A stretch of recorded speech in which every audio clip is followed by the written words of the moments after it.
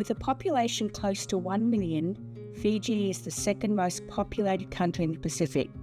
Currently, 100,000 Fijians live in informal settlements, with 60% of these informal settlements located in the largest city region, Suva.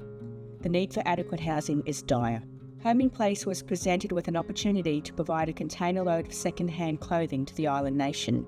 We wanted to go one step further.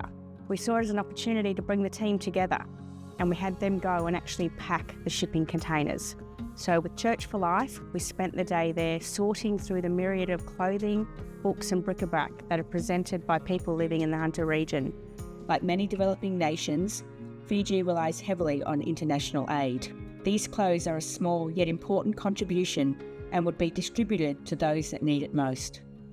We sorted the clothes, we baled them into bales, loaded them into the shipping container and watched it leave.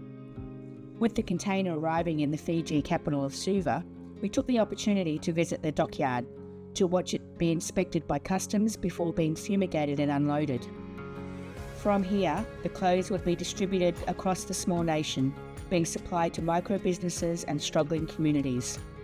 After visiting the container yard, our next stop was a second-hand clothing store in a small village just outside of Suva.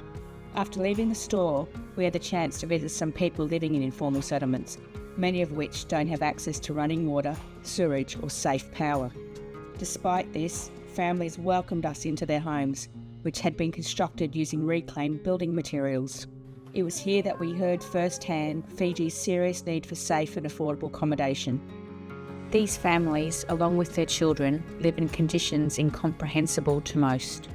The toll this must have on their physical and mental health is immeasurable. After visiting these communities riddled with inequity, it was clear this is only one step in solving the complex financial issues communities in Fiji face.